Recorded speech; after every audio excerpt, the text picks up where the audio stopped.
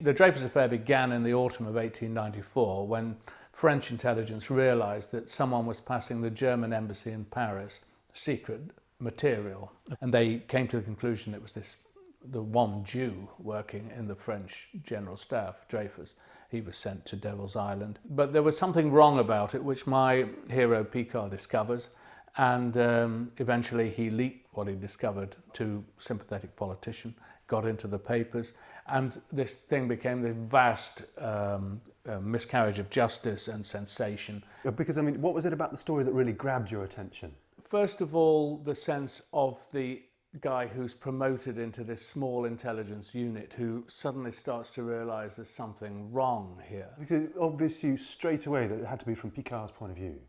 Yes. The thing about the Dreyfus Affair is it went on for 12 years and it became a huge thing about the whole of French society. And you can just get lost in this if you try to tell the story generally. But if you go specifically on one character, then you can bring it down to the essentials. And really, Picard was the man who made the affair happen. Without him, it would never have been exposed. Tell me, what do you make of this Dreyfus business? Distasteful, I reply. Squalid, distracting. I'm glad it's over. Ah, but is it though? I'm thinking politically here rather than militarily. The Jews are a most persistent race. For them, Dreyfus sitting on his rock is like an aching tooth. It obsesses them. They won't leave it alone. He's an emblem of their shame. But what can they do?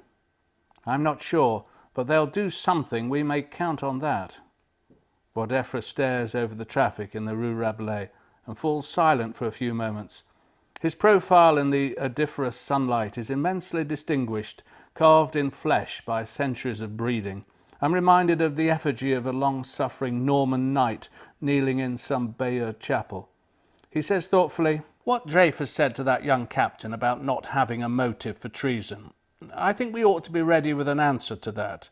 I'd like you to keep the case active, investigate the family, feed the file, as your predecessor used to say. See if you can find a little more evidence about motives that we can hold in reserve in case we need it." "Yes, of course, General." Did you feel that it was a case with contemporary relevance? Yeah, it's huge contemporary relevance. I didn't set out, to be honest, with that in mind. I thought that it was a great story. I think, frankly, that was my first criteria. But then I realised that there were these huge relevances to our own time. Picard is the uber whistleblower. He's the first great whistleblower, and I watched as I was writing the Snowden revelations and the Manning trial, and the way that they were treated, and the similarity to the way that Picard was treated, and that age-old dilemma of do you obey your conscience or do you obey your commanding officers. Picard is very dismissive of the kind of what he calls the Kabbalistic power of secret intelligence, the persuasive power as well of expertise when it's sometimes founded on very little. Is this something that you've seen in observing politicians in our contemporary era? Yes, definitely. I mean, I think most intelligence is not worthwhile at all. It's a waste of time.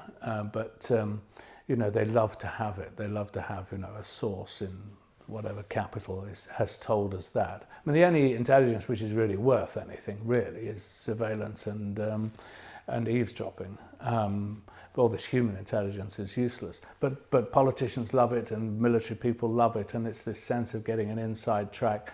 And Picard realises that a lot of what he's doing is completely fraudulent. That afternoon, I write my first secret intelligence report for the General Staff, a blanc, as they are known in the Rue Saint-Dominique. I cobble it together from the local German newspapers and from one of the agent's letters that's been left for me. A correspondent from Metz reports that for the last few days there has been great activity among the troops in the Metz garrison. There is no noise and alarm in the city, but the military authorities are pushing the troops intensively. I read it over when I've finished and I ask myself, is this important? Is it even true? Frankly, I haven't the faintest idea. I know only that I am expected to submit a blanc at least once a week and that this is the best I can do for my first attempt. I send it over the road to the Chief of Staff's office, bracing myself for a rebuke for crediting such worthless gossip.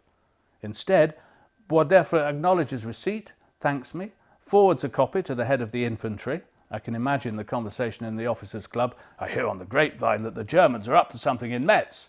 And 50,000 troops in the eastern frontier region have their lives made slightly more miserable by several days of additional drills and forced marches. It is my first lesson in the Kabbalistic power of secret intelligence, 2 words that can make otherwise sane men abandon their reason and cavort like idiots. The novel is full of other novels. It starts off as being, as Picard saying, it sounds like something out of Dumas. Yeah. And then later on he decides actually it's more Dostoevskian.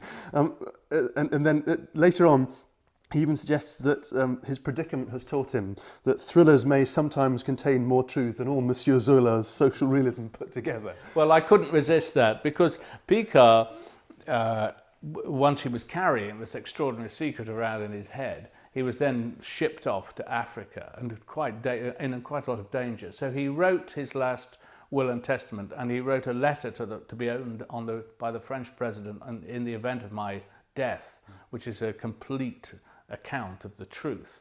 And he said, he observes in the book, this is like something out of a thriller, but his life has become a thriller. Do you think the literary establishment doesn't take thrillers seriously enough? I don't think one wants to be taken. I have no desire to be taken seriously by the literary establishment. I can't think of anything worse.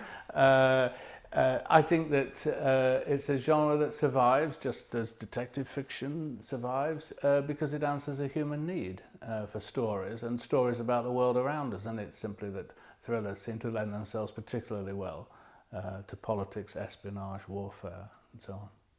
What's it like to sit down and write a bestseller? Well, I haven't done it with this one yet, so let's wait and see.